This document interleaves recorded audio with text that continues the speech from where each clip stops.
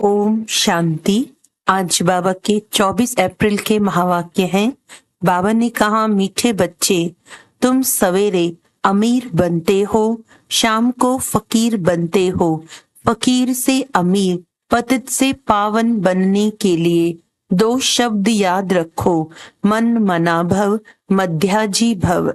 प्रश्न है, कर्म बंधन से मुक्त होने की युक्ति क्या है? उत्तर है, पहला, याद की यात्रा तथा ज्ञान का सिमरण। दूसरा है, एक के साथ सर्व संबंध रहे, अन्य कोई भी बुद्धि में न आए। तीसरा, जो सर्वशक्तिमान बैटरी है, उस बैटरी से योग लगा हुआ हो, अपने ऊपर पूरा ध्यान हो, दैवी गुणों के पंख लगे हुए हों, तो कर्म बंधन से मुक्त होते जाएंगे। ओम शांति। बाप ने बैठ समझाया है। यह है भारत के लिए कहानी। क्या कहानी है?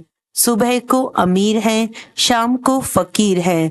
इस पर एक कहानी है। सुबह को अमीर था। यह बातें तुम जब अमीर हो तब नहीं सुनते हो। फकीर और अमीर की बातें तुम बच्चे संगम युग पर ही सुनते हो। यह दिल में धारण करना है। बरोबर भक्ति फकीर बनाती है, ज्ञान अमीर बनाता है। दिन और रात भी बेहद का है। फकीर और अमीर भी बेहद की बात है, और बनाने वाला भी बेहद का बाप है। सभी पतित आत्माओं के लिए एक ही बैटरी है, पावन बनाने की। ऐसे ऐसे टोटके याद रखो तो भी खुशी में रहेंगे। बाप कहते हैं, बच्चे, तुम अमीर बन जाते हो, फिर शाम को फकीर बन जाते हो। कैसे बनते हो, यह भी बाप समझाते हैं। फिर पतित से पावन, फकीर से अमीर बनने की युक्ति भी बाप ही बतलाते हैं। मन मना भव, मध्याजी भव, यही 2 युक्तियां हैं। यह भी बच्चे जानते हैं। ये पुरुषोत्तम संगम युग है।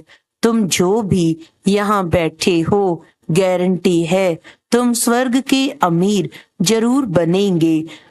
नंबरवार पुरुषार्थ अनुसार स्कूल में भी ऐसे होता है।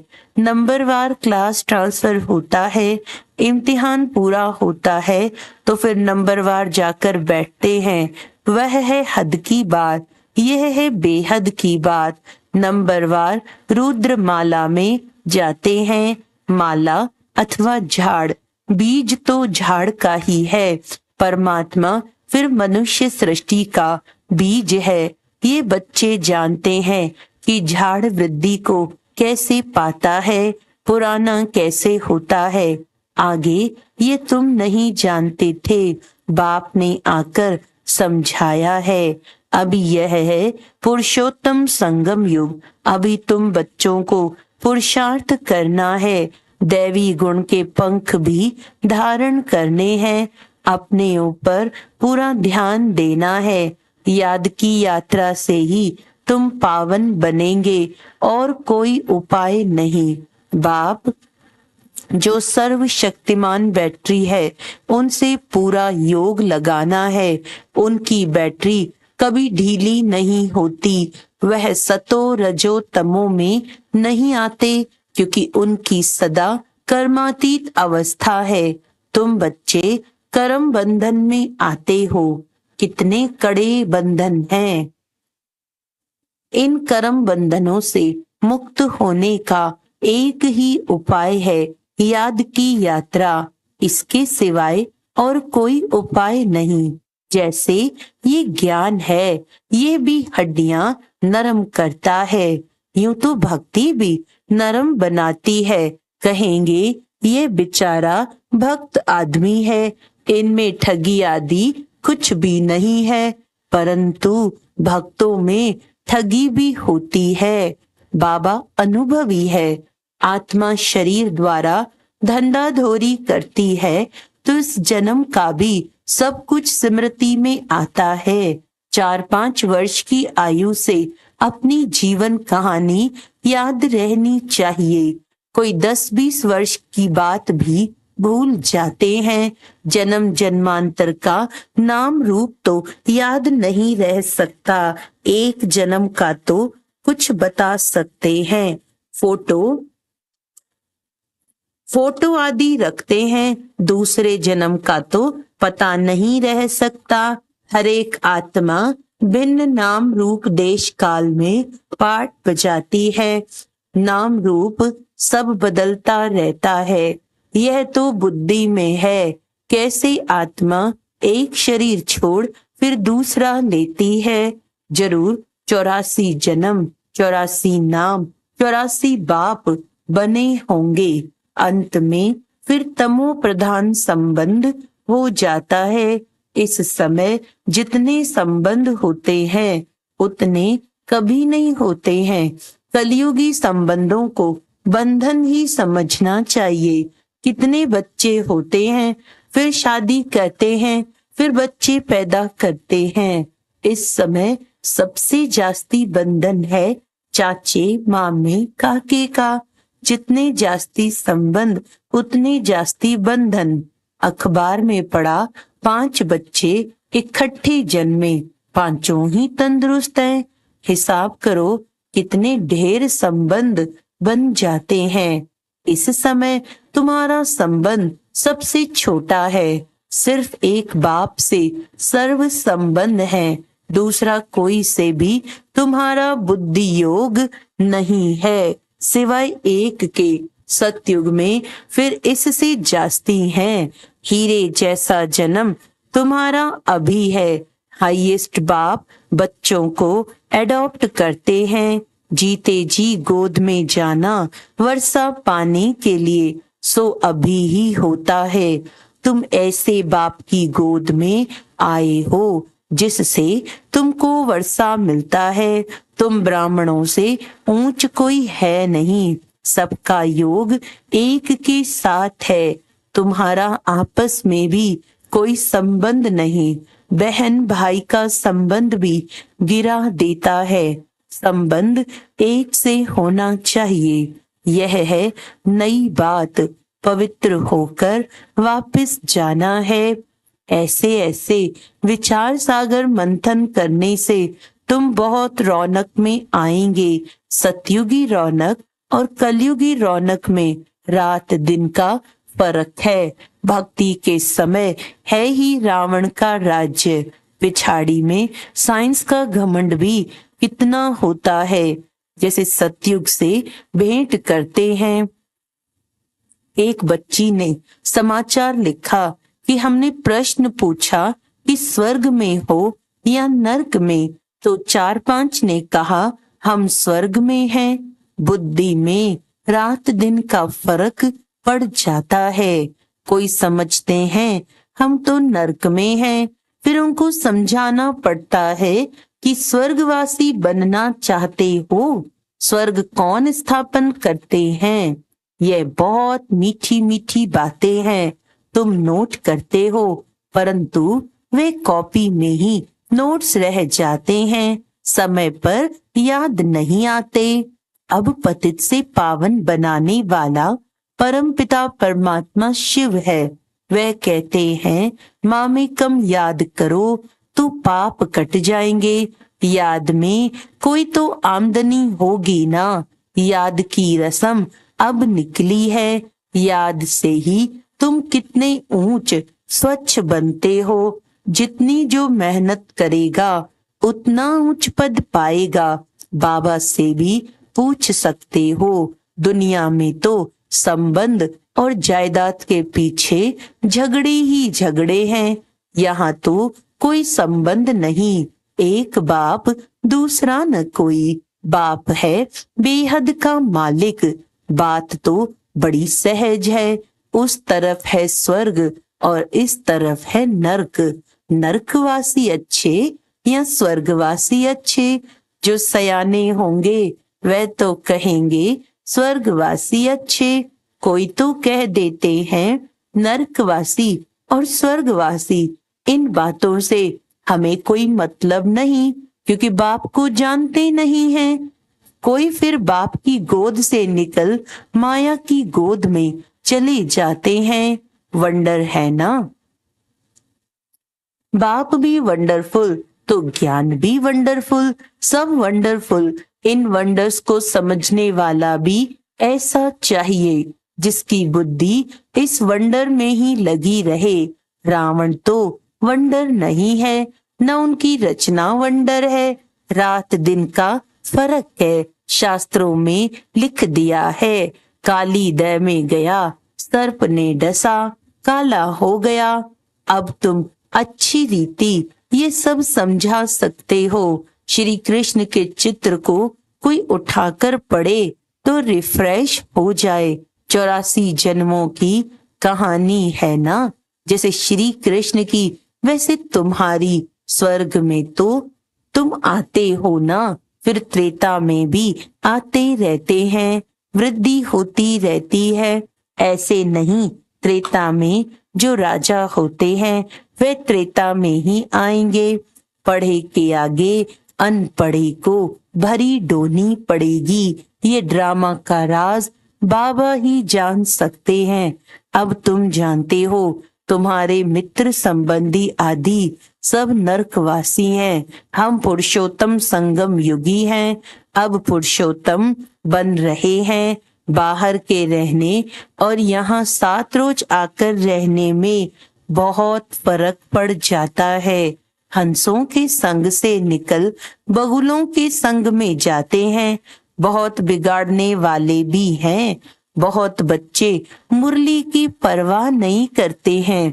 बाप समझाते हैं, गफलत नहीं करो, तुमको खुशबूदार फूल बनना है।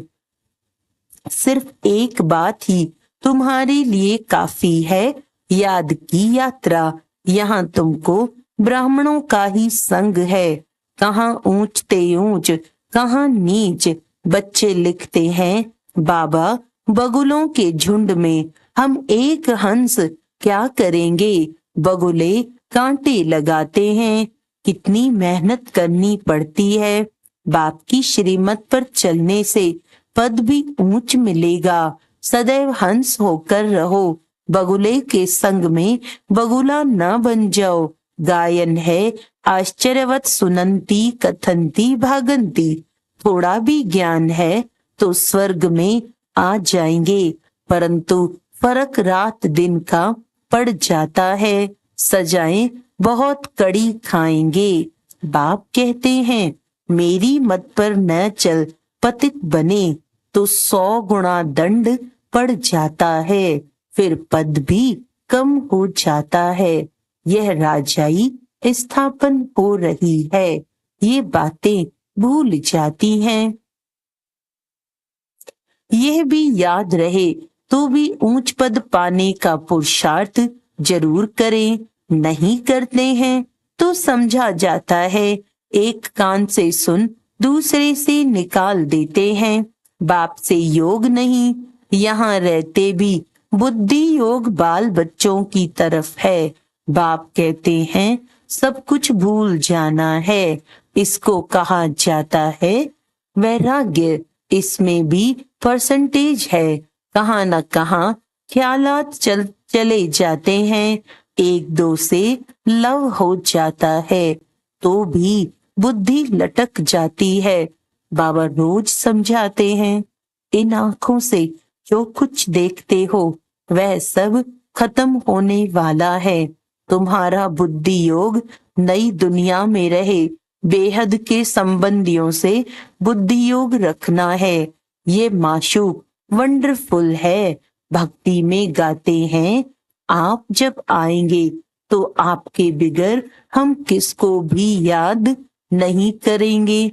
अब मैं आया हूँ तो अब तुमको सब तरफ से बुद्धि योग हटाना पड़े ना। यह सब कुछ मिट्टी में मिल जाना है। तुम्हारा जैसे मिट्टी के साथ बुद्धि योग है, मेरे साथ बुद्धि योग होगा तो मालिक बन जाएंगे। बाप कितना समझदार बनाते हैं। मनुष्य नहीं जानते कि भक्ति क्या है और ज्ञान क्या है। अब तुमको ज्ञान मिला है, तब तुम भक्ति को भी समझते हो। अब तुमको फीलिंग आती है कि भक्ति में कितना दुख है। मनुष्य भक्ति करते हैं, अपने को बहुत सुखी समझते हैं, फिर भी कहते हैं भगवान आकर फल देंगे। किसको और कैसे फल देंगे वे कुछ भी नहीं समझते। अब तुम जानते हो, बाप भक्ति का फल देने आए हैं।